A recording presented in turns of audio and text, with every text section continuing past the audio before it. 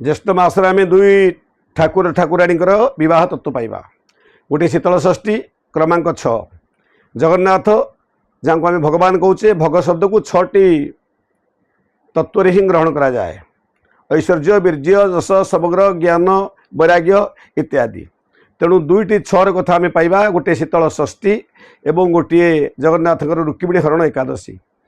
एमतीक कहुई भगवान शंकर इच्छा न था बह परंतु जगन्नाथंकर मागिबारे बह श्रीरामचरित मानस महाप्रभु अनुरोध कर सती पर तुम ए पार्वती को बह कर।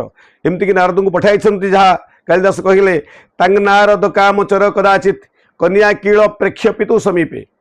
मेना पाखरे हिमालय पाखरे पहुँची नारद परामर्श देइछन्ति शीतल षष्ठी शंकर भगवान पार्वती को ग्रहण करने। प्रथमे शंकर भगवान विवाह कराइबा परे तापरे रुक्मिणी हरण एकादशी महाप्रभु रुक्मिणी सहित आबद्ध हुंती। एथुरु कहा जाए भक्त को बांधिबा परे निजे बंधन हुंती। यह जगन्नाथंकर कर्तृत्व।